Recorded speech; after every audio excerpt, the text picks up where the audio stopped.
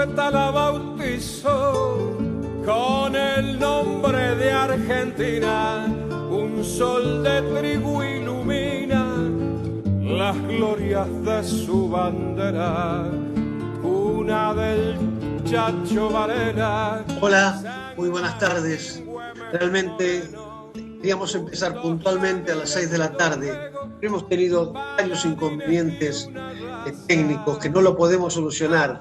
Tenemos al Tigre, a Roberto Rimoldi Fraga desde su casa, esperando, tratando de hacer, y la tecnología no nos permite que pueda entrar. Estamos haciendo todas las pruebas porque realmente tenemos mucho material. Es un día muy especial, es el 10 de noviembre, es el Día de la Tradición. Queremos hablar con el Tigre, con el que nos conocemos desde el año 66, 65, 66 seguro, cuando él fue por primera vez a Cosquín en enero del 66 con la delegación de la provincia de Buenos Aires. Salió Revelación, Consagración, con ese poema hermoso argentino hasta la muerte, que lo llevó a recorrer todo el país, todos los festivales, llegó a protagonizar una película justamente argentino hasta la muerte. Bueno, y realmente tenemos muchas ganas de charlar con él. Hay mucho para contar. El Martín Fierro, de la tradición, la vuelta de Obligado, que tuvo mucho que ver en la repatriación de los restos de Juan Manuel de Rosas. Bueno, no sé, estamos esperando. No sé, Nerina, si sigo, si no sigo. Realmente acá veo Liliana Prado y Rosana Romano, hola, saludos, pero lamentablemente no podemos realizar la conexión, como están haciendo lo imposible Nerina, Gisela, para que el Tigre pueda entrar.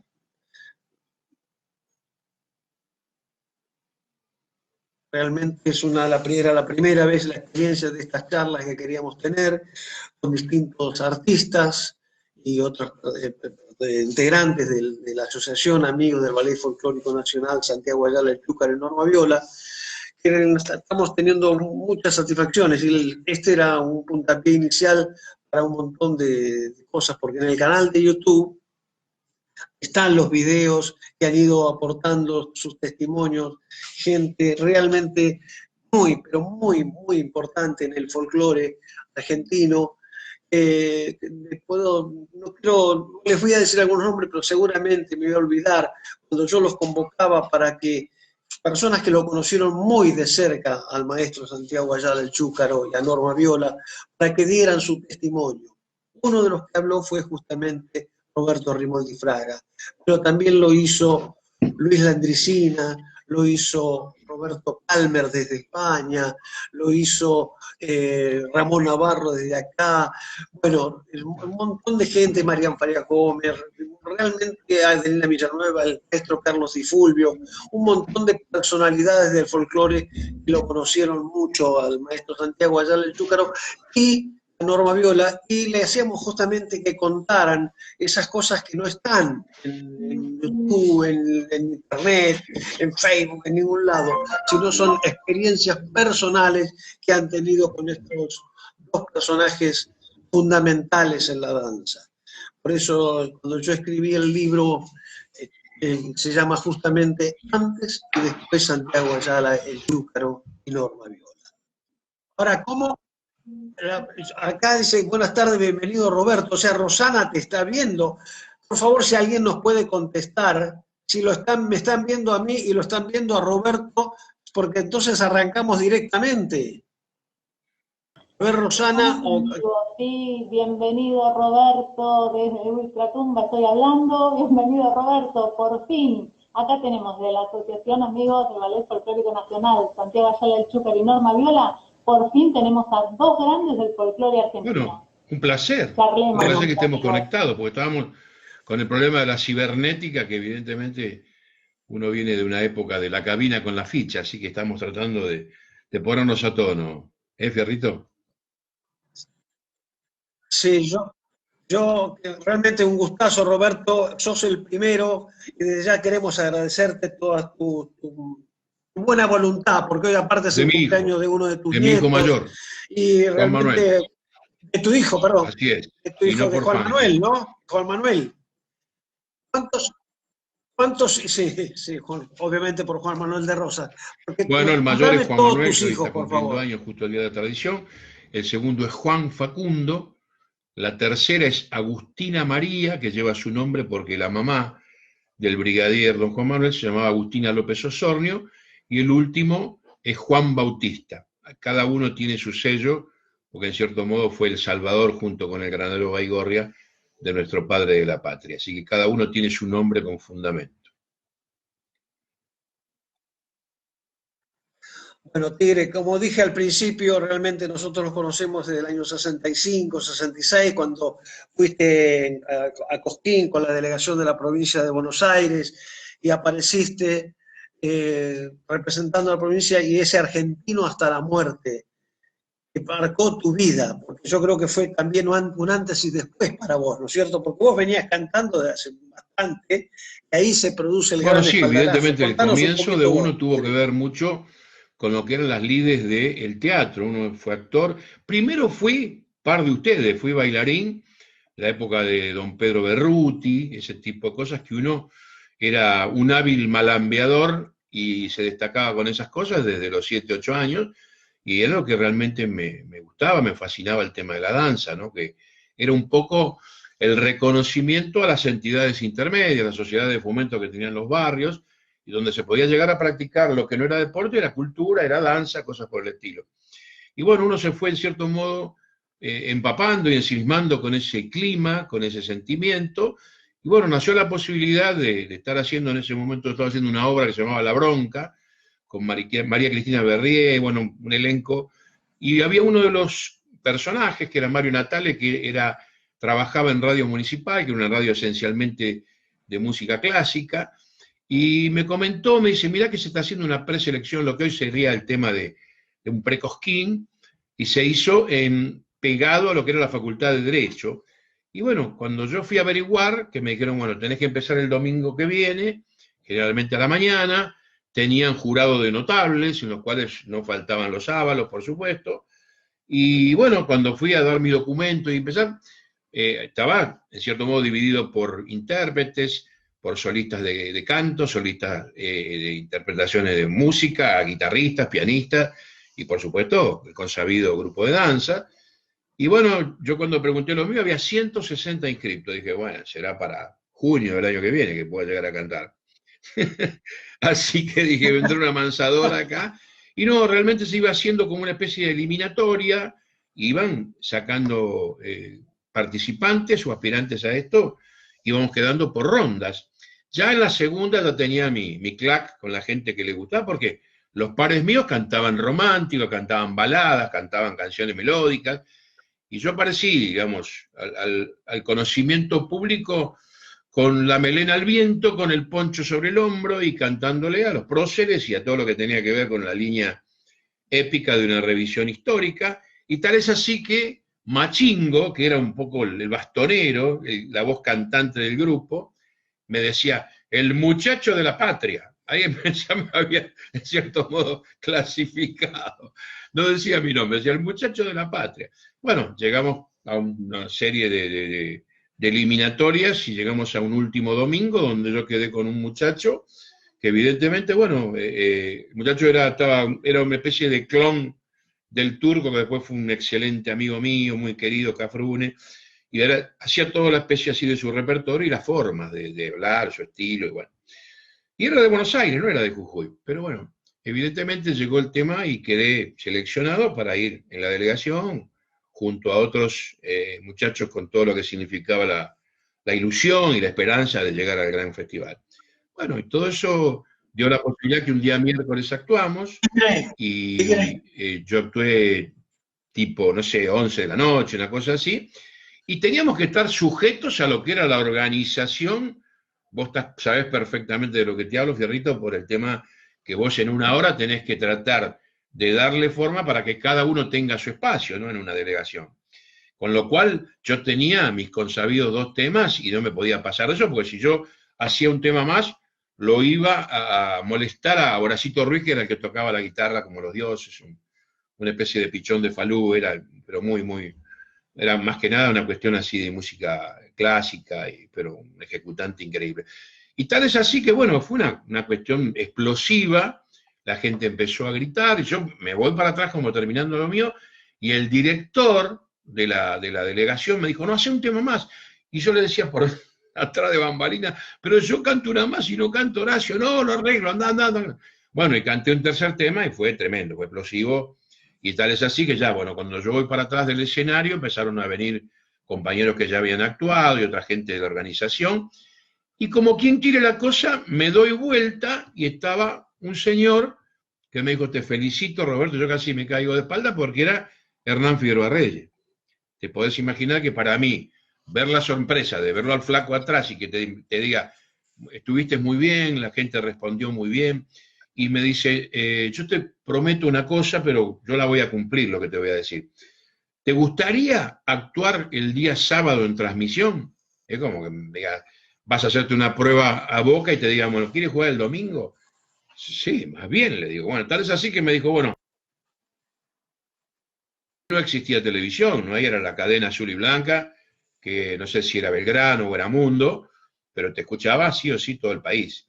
Y tal es así que yo fui con, él me cedió la posibilidad de ir con el Bocha Martínez, con Quique Coria y con Capote Piñero, que eran sus músicos.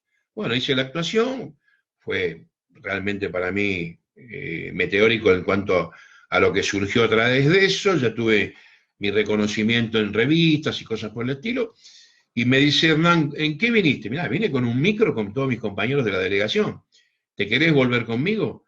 Pero más bien, le digo, si tenés pava le vamos a dar dando viaje entero con el mate. Así que bueno, fue la cosa así, volvimos, y llegamos a ponerle un día domingo, y yo el día martes estaba firmando el contrato en CBS Colombia, porque Hernán era el asesor. Perdóname, Tigre, perdóname. Antes de volver al tema, primero queremos volver a lo que es la tradición, lo que es el Martín Fierro, para poder seguir con vos. Pero uno de estos discos fue CBS. No, ese es el tercero o cuarto. Caudillos y Valientes se llama ese, para los buitres. Pero hay uno de las series de esos temas, o de esos discos, ese es Argentina es el lugar, pero hay uno que se llama El Tigre, no sé si lo tenés, pero bueno. Yo del Tigre... No tengo la vuelta del Tigre, otra parte, es otro sello, ahí la pero te quiero decir que lo que era El Tigre tenía dentro de los 12 temas Argentino hasta la muerte. Yo llegué a vender 976.000 discos, porque éramos tan locos en ese momento que éramos 18 millones de habitantes tenía el país, y como estábamos siempre mirando un poco hacia afuera y poco hacia adentro, se entregaba el disco de oro al 1.000.000 de placas, que proporcionalmente Estados Unidos lo tenía a los 300 millones de habitantes que tenía, que era lógico. No, nosotros teníamos que vender, y ya el antecedente de eso había sido Antonio Tormo y Alberto Castillo. El Rancho La Cambicha. Dos tipos que habían vendido más de 1.000.000 de placas. Sí. Claro, bueno, por eso sigue el baile. Netamente populares y que todo el mundo, bueno, la familia entera estaba atrás de esos cantores.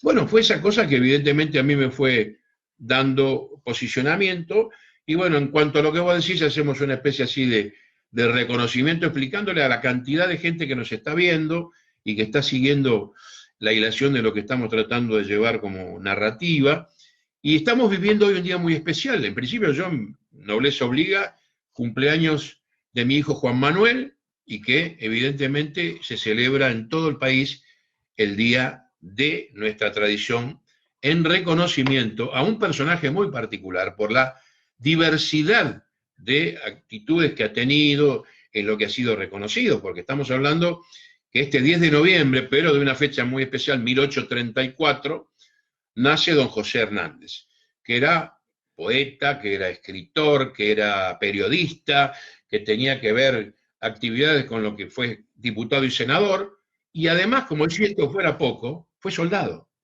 Fue soldado, sí, lo que vos quieras. Dejá de decir una cosita, Tigre, para la gente también, porque hay muchas cosas que no se saben, que aún arranca. Él nace ahí en la Quinta Porredón, en el partido de San Martín, y en los libros de la iglesia, para cuando lo anotan, como le decían, el libro de los bautizos, figura como Rafael Hernández. Después él adopta el José Hernández, porque el padre era José Rafael, pero primero figura en el libro como Rafael. Y él tiene la gran mala suerte que a los 9 años pierde a su madre. Queda solo con el padre y el padre lo manda a la Quinta Porredona allá con sus abuelos. Y a los 23 años, cuando José Hernández tenía 23 años, el padre, Rafael José Hernández, muere alcanzado por un rayo cuando arriaba Hacienda.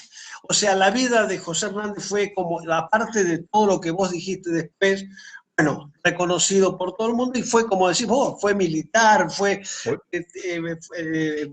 me imagino lo que debe haber sido los discursos de él en el Congreso. Hay un debate impresionante que quedó en los anales de la historia de lo que cada uno cargaba con don Leandro Alem, que evidentemente él tenía en principio él había combatido en la batalla de Cepeda y en la de Pavón, que es donde realmente al mando de López Jordán, dentro de las fuerzas que tenía que ver con Entre Ríos, él luchaba contra lo que significaba en su momento la ocupación porteña. Y bueno, él era como bonaerense, era diputado y senador, y él defendía la federalización de lo que tenía que ver con la ciudad de Buenos Aires, donde realiza este memorable debate con don Leandro Alem. Él lo que le preocupaba y alentaba era el tema de la industrialización de lo que era la preocupación en cuanto a las empresas y a las fábricas del país. Además, convengamos, porque es el motivo principal esto, que fue el creador de lo que significa la Biblia gaucha, ¿no? Que todo el mundo considera lo que son esas semblanzas, esas especies de letanías, donde la figuración de los personajes, de lo que ha sido el gaucho Martín Fierro. Y fue, a su vez, también fundador, propietario y director, como periodista, el Argentino de Paraná, se llamaba el diario que tuvo primero, y después el que tuvo en Buenos Aires, que era el Río de la Plata. Entonces, desde donde, evidentemente, de acuerdo a sus convicciones, sus pensamientos, sus tendencias, combatía a ultranza a la política de Mitre y de Sarmiento. Y bueno, ahí, en cierto modo, es donde se exalta todo aquello de él darle el protagonismo que merece el paisano, cuando de alguna manera Sarmiento había dicho que servían para abono, que evidentemente la sangre evidentemente no tenía nada que ver porque eran gauchos y evidentemente no tenían ningún precio. Y él ahí donde trata de rebatir esa idea que los autores que estaban totalmente en contra de él consideraban que estaba defendiendo a un matrero. El matrero es el personaje que está fuera de la ley. Y causalmente y casualmente, en referencia a esto, nuestra patria se hizo a caballo, con gente de a pie, con paisanos y con gauchos. Y así se fue demostrando lo que fue la defensa y lo que tenía que ver el coraje y la hombría de bien de nuestros hombres. Bueno, entonces vamos, para que mucha gente lo sabe, la primera, o sea, el Martín Fierro sale en 1872 y consta de 13 cantos y 2.316 versos. Fue tal el éxito y la repercusión que él tiene que escribir La Vuelta de Martín Fierro, que sale en 1879 y tiene 33 cantos y 4.894 versos. Al decir estos datos que parecen ridículos, tienen muchísimo que ver, muchísimo que ver. Y después, acá les voy a mostrar fotos inéditas. Por ejemplo, es Santiago Ayala el Chúcaro, cuando hizo el primer Martín Fierro, no el de 1984, cuando se estrenó esa joya que fue el Martín Fierro. Él antes ya venía hace muchos años, acá es el momento de la escena de la muerte de Cruz. Y acá es cuando termina de pelear con la partida. Estas son cosas que no se han mostrado nunca y realmente me da un honor hacerlo con esto. Y la cantidad de cosas que surgen alrededor del Martín Fierro. Porque, por ejemplo, esto es la proyección social del Martín Fierro. Este es el gaucho a través del Martín Fierro. Acá lo comparan a Confucio con Martín Fierro, o sea, el filósofo chino lo comparan con el Martín Fierro por los aforismos y por los axiomas que dejaba Confucio con el Martín Fierro. Acá es la prehistoria del Martín Fierro. Todo esto lo muestro para que vean el Martín Fierro, bueno, obviamente hasta el Villiquen para los chicos sacó el Martín Fierro. Después el Martín Fierro del siglo XXI. O sea, cuando se dice que todo lo que está en el Martín Fierro hoy lo lees, después de 100 y pico de años, sigue existiendo. Es un incunable. Sigue existiendo. Es un incunable que evidentemente tendría que tener hasta obligatorio en los cursos de los colegios, de los planes de estudio, ese tipo de cosas, y a su vez, en cierto modo, reviviendo toda esta historia de un personaje como fue Hernández, es muy valioso como documento lo que vos mostrás del maestro, ¿no? O sea, de recordar a Santiago en lo que hizo, la preocupación también de documentar y hacer extensivo en los grandes eventos, en los grandes festivales, el hecho de ser respetuoso de la historia, ¿no? Esas cosas tienen un valor increíble porque es un poco la pintura de la idiosincrasia, de la forma de ser del argentino, que evidentemente es tu historia, son tus raíces, es como se fue plasmando los pormenores de cómo fue naciendo este país, ¿no? Con sus adversidades, con sus luchas. Eso me acuerdo de Eudeva, creo que era ese. Sí, señor, sí me acuerdo perfectamente. Eudeva, exactamente. Este libro se editó, se vendió, y fue tal el éxito que sacaron las cartas, todas las cartas, las 40 cartas de española, son todos dibujos de Castañino. Qué hermosura, qué despliegue cultural, ¿no? No, realmente. Porque estás abriendo el abanico a la poesía, a la plástica, al hecho de la historia, es un fenómeno, buenísimo, buenísimo. No, realmente, y después, bueno, Horacio Guaraní hizo todo un hizo disco también en especial, teatro, hizo como una representación. Sí, sí. Exactamente, que le fue muy mal, fue muy perseguido. El que hacía el negro era Rodolfo Ovejero. Muy buen violero, Rodolfo. Él hacía el papel. Mirá vos. Claro. Después, bueno, esto es un libro disco que sacaron. Este fue otra película de la vuelta de Martín Fierro que se llama El ave solitaria, que lo hizo Juan Palomino como protagonista. Pero esto fue el máximo.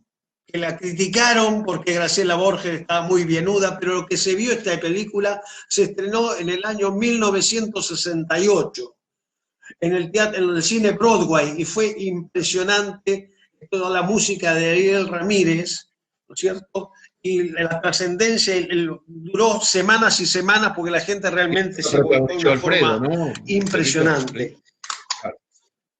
Alfredo Alcón y el sargento Cruz era Lautaro Murúa. Después podemos destacar este trabajo que hizo Cuti Roberto Carabajal, no sé si vos lo escuchaste, realmente muy bien hecho.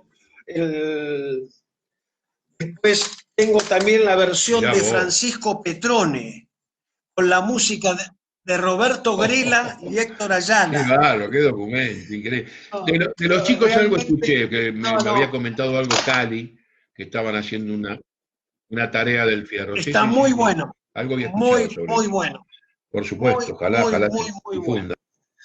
Después, bueno, este es el facsímil de la primera edición. Una primera edición que José Hernández se la dedica a los que andan por Panamericana, a Mariano Pelliza. Se la dedica, señor Mariano Pelliza, en la admiración de un amigo, José Hernández. Los personajes que hay, evidentemente, que uno... Bueno, mira, hoy yo hablaba por teléfono con un reportaje a Rosario con Hugo López, y había un programa que era muy interesante por Canal 9 hace unos años, que en un momento lo agarró el indio Apachaca, Gallardú, Adolfo, y se llamaba El País que no miramos. Y evidentemente la cantidad de historias que han sucedido, me contaba casualmente Hugo que en Rosario estaba la casa, no me acuerdo, 870 fue la dirección, me acuerdo la casa, Urquiza creo que, bueno. Ahí empezó a diagramar los versos las décimas, Hernández con el Fierro, en Rosario. ¿Y sabés cómo terminó? Abajo de la Picota hicieron un edificio de 10 pisos.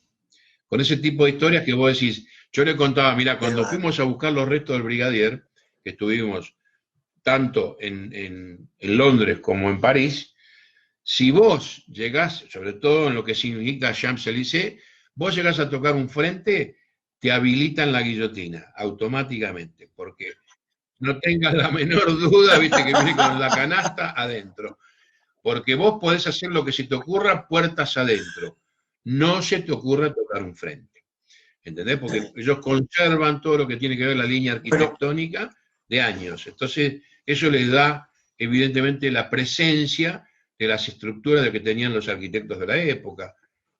Acá nosotros teníamos, por ejemplo, cosas increíbles en cuanto a lo que es la arquitectura, como es el edificio de obra sanitaria que está sobre la calle Córdoba. Eso se importaban los arquitectos florentinos, venían de Florencia directo para hacer todo el trabajo de Art Nouveau, lo que significa. Escuchá, el mismo edificio que hoy está el Centro Cultural de Kirchner, eso era el Correo Central Viejo. Estuvo, pero a décimas de ser vendido al Banco Tokio. Y evidentemente presionaron las organizaciones y el Consejo Deliberante, y se cayó la venta. Si no, hubiese pasado directamente a ser parte de un interés privado. Tigre, vamos a cerrar con lo de Martín Fierro, porque quiero pasar a Juan Manuel de Rosas y que vos cuentes toda esa experiencia. Quiero cerrar con algo que vos no sabés y mucha gente no sabe, pero yo fui un papel fundamental en la película de Martín Fierro de Horacio Guaraní. La verdad que nunca. ¿Te enteraste vos No. esa? Bueno, Horacio, el cabezón, me llama, era un muy amigo, y me dice, Fierro, mirá, voy a hacer el Martín Fierro en el cine, y quiero que vos estés, y que pongas la coreografía, y que quiero que montes un pericón, y las peleas ¿te animás? Y yo, sí, aparte, con Horacio, pero claro, el año 74 sería, y bueno, las contradicciones, ¿sabés dónde grabábamos con Horacio Guaraní en el 74? ¿Sabes dónde grabábamos los exteriores del Martín Fierro? Un Campo de Mayo. Todo Campo de Mayo hacíamos nosotros Martín Fierro, quemamos los ranchos, todo. Entonces me llama uno de los productores y me dice, Fierro, me dice, Horacio, dice, mira, necesitamos, dice, ¿no te animás a ser de hijo mayor? Digo, sí, viste la clase, conciencia. Bueno, dice, te manda un libro. Y me mandan el libro. Este es el libro de la película, para que vean el grosor que tiene la película, vos que has hecho película, bueno, yo empiezo a buscar, ¿dónde está hijo mayor, hijo mayor, hijo mayor? Y aparece 5 páginas antes de que termine la película, la escena fundamental, que están los hijos ahí, cuando Martín Fierro dice, nos tenemos que ir, porque era un peligro que estuviéramos todos juntos, y yo digo esa frase, no hay otra salida. Y sigo buscando, que es todo lo que digo en toda la película. Entonces, como la mesa está servida, pues yo digo, la frase típica. Salida, claro. Por supuesto, bailaba, hacía de jinete, en la película estaba mucho tiempo, pero con el texto, bueno, ahí se filmaba en Martínez. Yo estaba en las oficinas de Docta en el centro, y un día me llama el productor, dice, Fierro, dice, tenés que venir acá, Martínez. ¿A qué? Dice, a doblar lo que dijiste.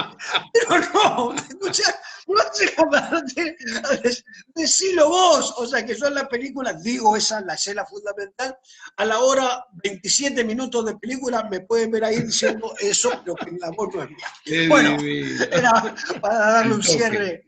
El toque. ¿Y quién escribía los libros de eso, Fierro? Bueno, entonces... Horacio había hecho el libro. Horacio y la película, claro, todo, y la letra, la música y toda la dirección de Enrique Dawi. La dirección fue de Enrique Dawi, sí. No, realmente fue el libro cinematográfico de Enrique Dawi, el autor José Hernández, octubre 1973. Bueno, pasamos al 20 de noviembre.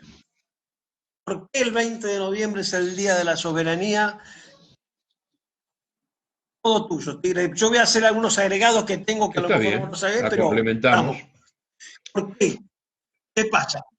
¿Qué El pasa el 20 de 22? noviembre tiene la condición de ser uno de los hitos más interesantes de la historia, porque es la participación y la reacción de la gente de campo. De ahí participan mensuales, capataces, encargados, peones. Evidentemente que una sola persona tenía la condición de saber cómo conducirse en estrategia militar, que era don Lucio Mansilla. Evidentemente, lo que era como un llamado de atención a decir basta de lo que era la opresión y lo que era el poderío anglo-francés que nos venía sometiendo en muchos casos, y donde esto fue un movimiento a caballo, y evidentemente con lo que significó la capacidad de estrategia de Mansilla, se cruzaron en una parte más angosta del Paraná, que es la vuelta de Obligado, que vieron la parte de Quebracho, angostura del Quebracho se llamaba esa parte, porque evidentemente era como que tenía menos ancho el río, y ahí se cruzan con cadenas atadas a botes uno al lado de los otros, y se produce como si fuera un corralito en las naves. Y evidentemente, al venir a caballo lanzado la gente de campo, fue una sorpresa para los que estaban, los marinos que estaban dentro de las naves, y además los que estaban, en cierto modo, tratando de proteger eso con distintas baterías.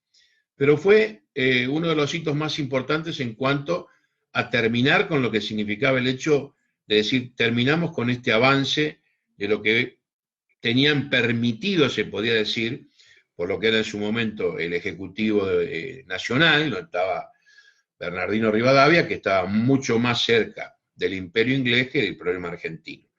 Con lo cual, evidentemente, eso marcó una especie de jalón, una especie así de rumbo distinto a lo que fue el criterio de cómo se procedía.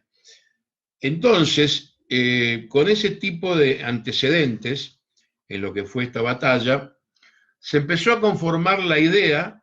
En ese momento, el presidente de la nación era Carlos Menem, y entonces a veces uno dice, estuve en el lugar preciso, con el momento indicado para hacerlo, porque yo considero que con otros gobiernos hubiese sido imposible de poder realizarlo. Yo tuve la posibilidad de la charla en su momento, de poder manejar lo que era el acercamiento, y el presidente me dijo, bueno, traten de formar una comisión. Te sugiero, y te diría que lo empecés a hablar con Julio Mera Figueroa, que era un gran constructor político. Julio fue, en cierto modo, el inventor, se puede decir, de la elección escalonada, o sea, para no generar lo que es el efecto dominó, y el día que por ahí hay algún problema con quien está de punta de lanza en una elección, y si tiene un resultado adverso, arrastra lo que está por detrás. Con lo cual tenía la capacidad, siendo joven, de ser interventor en Buenos Aires, después tuvo buenos problemas de lo que tuvieron muchos de los políticos nacionales, y bueno, evidentemente se fue conformando esta historia, y había que ir a dialogar nada menos que con el enemigo, porque el Foreign Office, que era la Cancillería inglesa, estaba en carne viva Malvinas. Esto se empezó a pergeñar 88, y en la contienda fue 82, o sea que evidentemente nos denominaban los Argis en ese momento, que era muy difícil el trato, pero bueno, la insistencia de Julio de poder lograr el acercamiento y consensuar y buscar la forma para darle el advenimiento a lo que era lograr rescatar y tratar de lograr el hecho del regreso de un prócer nuestro, en definitiva la repatriación de don Juan Manuel, dependía mucho de las decisiones de lo que era el tema de Inglaterra. Teníamos una gran apoyatura en ese momento, que el embajador en Francia era Carlos Ortiz de Rosas, que era sanguíneo, o sea, era pariente directo de don Juan Manuel.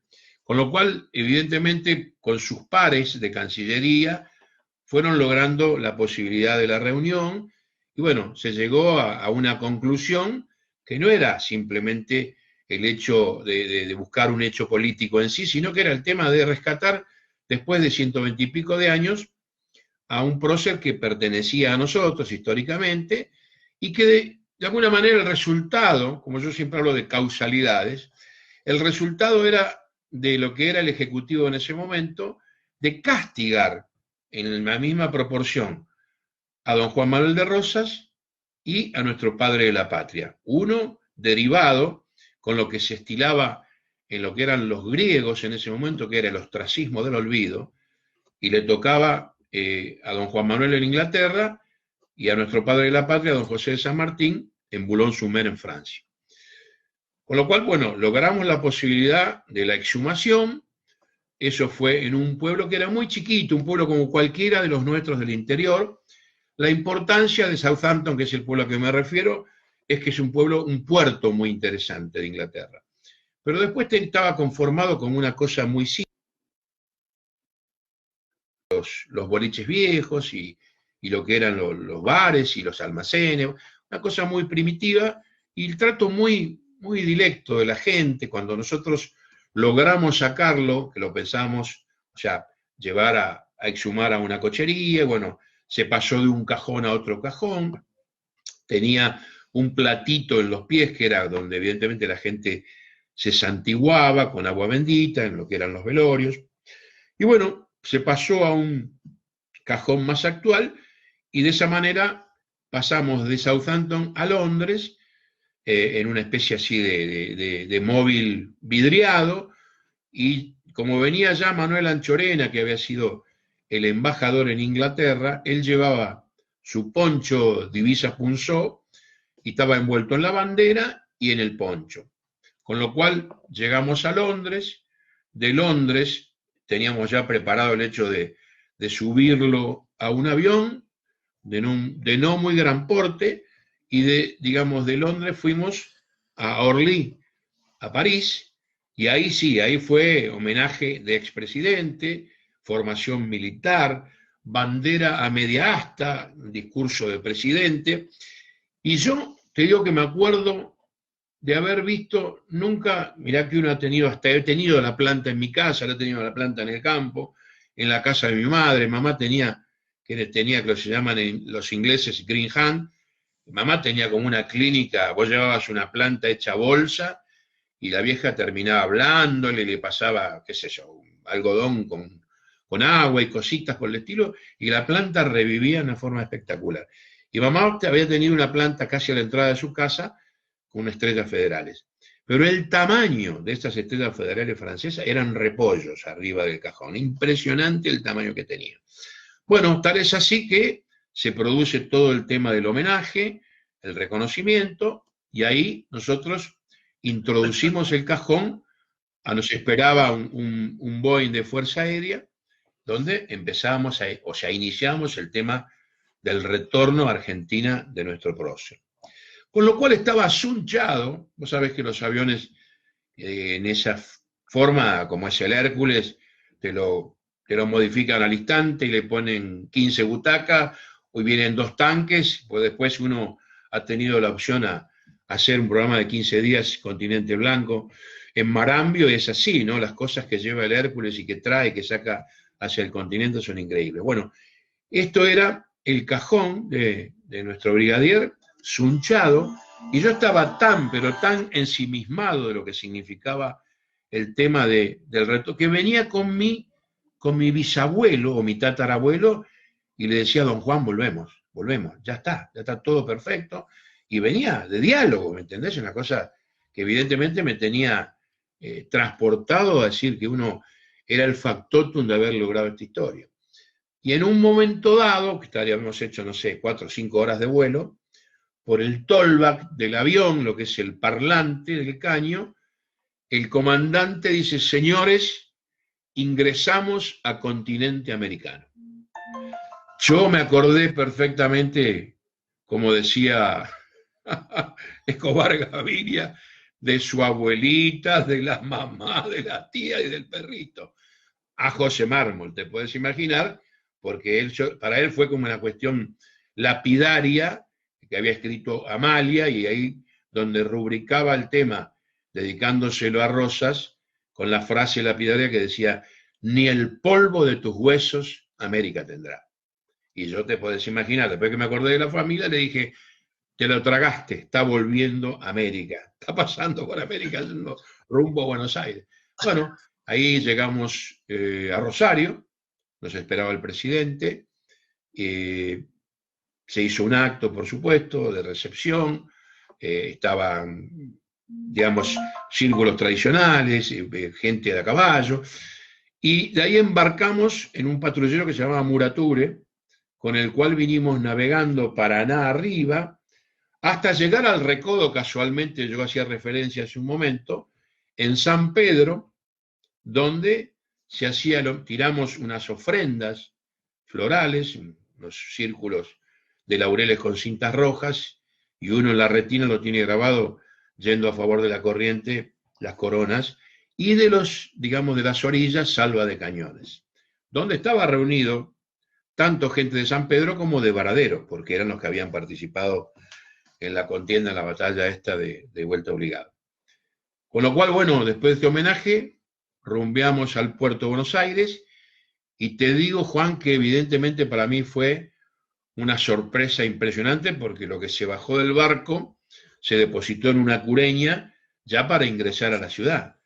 Pero mirando lo que era Libertador desde el puerto para arriba, estaban como no te voy a decir estacionados porque no puedes estacionar un caballo, pero estaban formados en 45, para que pudiesen caber muchos más. Y estaban los Colorados del Monte, y después vos veías los trailers que eran de Tucumán, de Salta, de Río Negro. Había venido cada uno con su caballito a darle el presente al brigadier. Con lo cual, bueno, yo cuando marchamos rumbo hacia Barrio Norte, definitivamente a Recoleta, yo venía sentado detrás de la cureña con 3 cadetes, uno de cada fuerza, y por supuesto el féretro adelante. Cuando por Libertador llegamos a la altura de Callao, Callao baja hacia el río, la dirección. Bueno, nosotros subimos en contramano, o a contramano, y de los departamentos parecía mimetizado las llegadas de Julio César después de sus columnas romanas, ¿viste? Cuando venían de combate. Tachonado completo de rosas y de claveles, pero evidentemente la primacía era la divisa Punzó. Con lo cual ingresamos hacia Recoleta y recibimos la homilía y el homenaje del padre Escurra.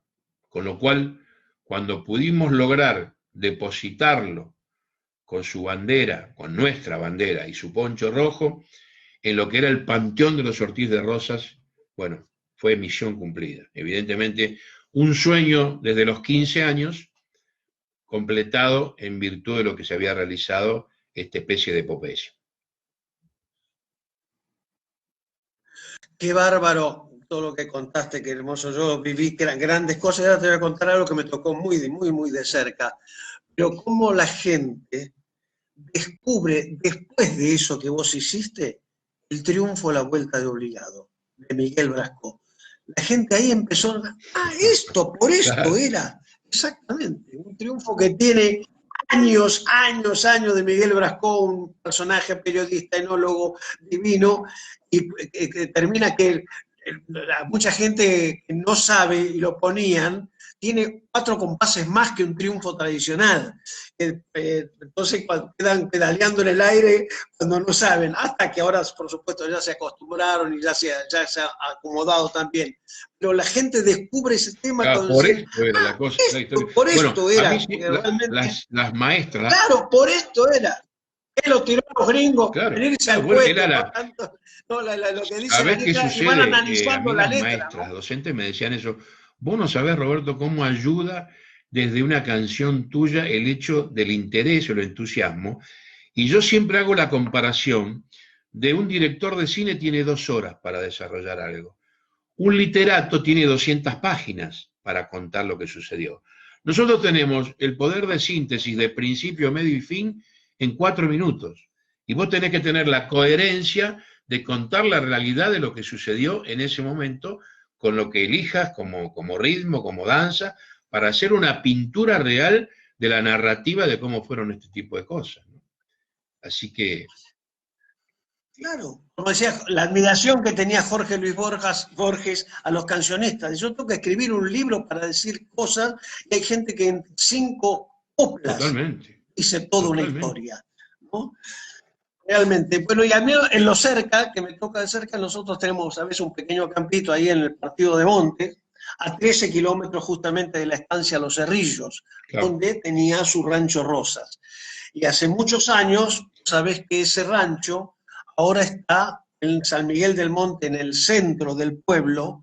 Ese rancho se cortó y se llevó por tierra. Porque aparte tuvo un problema que 200, se metieron unos loquillos, hippies, y medio que como que lo quemaron, una cosa tremenda que se puso evidentemente revolucionado el pueblo, y claro, hay, digamos, documentos de esos carretones que van llevando de esas...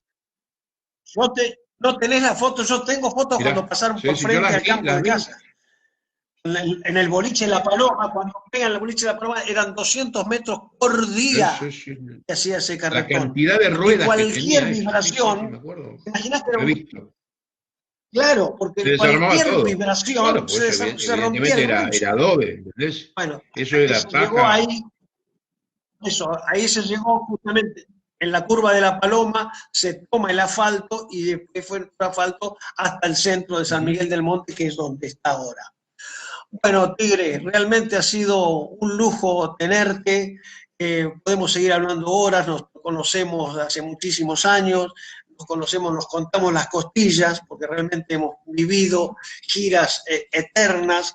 Y realmente tengo lo mejor de los recuerdos tuyos y lo que sos arriba del escenario, porque lo que vos provocabas arriba del escenario, tuve la gran suerte de revivirlo cuando hace unos años atrás, en el 2010, hicimos ese trabajo que se llamaba Argentina de los más grandes, que hicimos con el PAMI, con el ANSES, y empezamos a recorrer lugares, y vos eras uno de los protagonistas, porque la gente, claro, se acordaba tanto de vos, y yo te veía actuar y me caían las fichas, parecía, parece mentira, pasó tantos años y estamos viviendo esto, ¿no? Realmente te queremos agradecer en nombre de la Asociación Amigos del Ballet Folclórico Nacional Santiago Ayala el Chúcaro, que haya sido el protagonista de esta primera charla, esta primera prueba piloto. Esperemos que podamos seguir haciendo otras. Te agradezco a las chicas del grupo de danzas y evidentemente a mí me da el placer de estar comunicado con el pueblo, con mi gente, con la gente que uno valora, con la gente común, la gente de a pie, donde uno evidentemente ha recorrido tanto país y ha recibido tanto cariño desplegado en el sentido de lo que uno siempre ha tenido la valoración de que uno está donde está por la gente. Yo a veces reniego de pares nuevos que llegan a los lugares con culatas y con tipos y patos bicas y se pierden la posibilidad del trato con la familia, que es lo elemental. A mí me han pasado cosas que te lo cuento en este tiempito que nos queda, donde uno al escribir es observador de las cosas y normalmente cuando el hombre a vos te imaginó, no sabe la altura que tenés, los ojos, el color que tenés, si sos flaco, si sos gordo, pero lo que le queda es la obra. Entonces, de alguna manera, ese hombre se ilusionó que el día que vos llevéis lo tuyo a su pueblo, él quiere estar ahí, habrá juntado los manguitos para pagar una entrada y por ahí para ofrecerte algo y de alguna manera compartirlo. Y como uno es observador, generalmente en la rueda los ve, los distingue y le dice, venga, yo soy muy de abrazar o dar mano firme, y me ha pasado montañas de veces de observar esto, que generalmente gente con bombacha o alpargatas o botas, pero normalmente gente del campo, y automáticamente hay un acto reflejo que es, antes de darte la mano, se la limpian la bombacha la mano, como diciendo, yo te la quiero dar pura, ¿entendés? Entonces, a mí me ha pasado, por ejemplo, de abrazar y que ese personaje o ese individuo me ponga su cabeza en el pecho y a modo de susurro decirte, ahora me puedo morir tranquilo. Vos fijate la responsabilidad que genera eso y que ese hombre, por una circunstancia H o B, escuche, sacame este negro de mierda de al lado. ¿Qué ha pasado? ¿Entendés? ¿Qué ha pasado? Gente equivocada que nunca entendió o no hizo la ecuación de decir, yo soy un privilegiado, soy un distinguido, la gente me atiende bien por el hecho que evidentemente soy de ellos, soy parte de ellos. Y si vienen con la familia, si vienen con chicos, y sacate 20 fotos, porque es de alguna manera la proyección que vos tenés sobre tu pueblo. Sí. Bueno, Tigre, realmente muchísimas gracias por todo. Te molestamos en el cumpleaños de tu hijo, así que realmente un honor. Y haber hecho en el Día de la Tradición esta charla con vos, creo que tiene un IVA pero muy grande para todos nosotros, para los amigos de la asociación, para la cantidad de mensajes que han escrito es impresionante, así que lo está viendo mucha gente. Esto va a quedar después en la página de del canal de la asociación, así que lo va a ver muchísima enorme, gente. Juancito, déjame, como digo yo en esta frase. Y no me acuerdo, tengo todo anotado esa charla que tuvimos acá en casa, porque no quiero terminar, yo alguna vez lo quiero hacer, hasta que peleamos. Quiero hacer ese encuentro federal que habíamos soñado hacerlo en La Rioja, donde se iba a convocar a cada provincia y cada uno que viniera a defender su caudillo. ¿Te acordás? Que viniera la gente de Santa Fe, Artigas. Bueno, eso era todo en 4 días, era todo un cine, todas las películas, había hablado con el Inca para rescatar todas las películas históricas para poder pasarlas. Bueno, la verdad que aparte ya estaban hablados, venían los dragones de Paraná, o sea, realmente cada uno, los gauchos de Güemes, los colorados del Monte, o sea, va a ser todo un encuentro, el primer Congreso Nacional. Una idea brillante y necesaria, por sobre todas las cosas, culturalmente hablando, y que los chicos, la gente en sí está ávida de poder conectarse con lo que es la historia de su pueblo. Así que déjame, como yo digo siempre, un abrazo de hombre, agradecido totalmente, y ojalá en un tiempo no muy lejano podamos recuperar esto que es un signo directamente del argentino, que es el hecho del abrazo, poder reencontrarnos, poder compartir cosas, esto que uno extraña el cariño, el aplauso, el hecho del trato, de bajarse del escenario y quedarse hablando con tus congéneres o tus compatriotas o cosas por el estilo. Así que bueno, me da mucho placer y bueno, evidentemente la circunstancia de vida dio que sea primero en este tema, pero ojalá se conforme una gran cantidad de artistas, de intérpretes que se sumen a esta idea brillante y puedan estar en contacto directo con todo lo que es la ilusión, como la tuvimos nosotros siendo chicos, siendo jóvenes, que evidentemente esté manifiesta en los jóvenes que quieren seguir la senda del artista. Gracias, Tigre. Un gran abrazo. Querido. Un gran abrazo gigante para las chicas que están trabajando, las que están produciendo esto, y bueno, será hasta el próximo encuentro. Un buen momento. Gracias. Te pido como remate el último verso de Argentino hasta la muerte, recitado. El último. A ver, pues estas cosas así, viste, de improviso directamente, son por eso que de alguna manera, a ver si yo me puedo remitir. Sí, no, pero el tema es como, lo que pasa es que uno está acostumbrado, viste, a hacer, pero te puedo, si vos me dejás un cachito, porque Argentino hasta la muerte tiene mucho que ver, yo te quiero dejar lo que es en el día de hoy, algo muy importante, que es dedicado al hombre, al paisano, y que es el motivo principal de que tiene que ver con la tradición. Por eso enfoca más que nada, y dice algo como gaucho, centauro indómito, auténtico exponente de una raza a quien jamás exaltara pluma alguna que escribiera la historia de mi patria. Gaucho, una paloma en tus ojos, un tigre dentro del pecho. Fuiste manso con los mansos, pero al pesar tus derechos la tacuara formó parte de tus manos y tu puma entre los cerros y cóndor con San Martín cuando cruzaste los Andes y con él ganaste el cielo. Entre llanto de guitarras y gritos de montoneros, con Facundo y con el Chacho, con Juan Manuel y Dorrego, hiciste tuya la patria que pretendió el extranjero. Dijeron que eras salvaje, por eso te persiguieron y clavaron en tus carnes la daga del sufrimiento, cuando no sé qué señores te declararon matrero. Y la sangre hecha semilla dejada en 1000 entreveros, cuando montado en un potro sin más armas que tu sueño, sembraste patria y conciencia para cosechar derechos. Nunca te los valoraron. Y según por ahí dijeron, total es sangre de gaucho y no tiene ningún precio. Mas tu único ideal era el de ir ganando patria. Pienso que siempre el cristiano apechugó el sufrimiento. Y es por eso que yo siento de esta manera tu ofensa. Por salir en tu defensa yo te brindo mi homenaje, con mi pluma y con mi acento. Porque tu tierra es la mía, porque es mi sueño tu sueño. Que se enojen los que quieran. Yo te bendigo, matrero.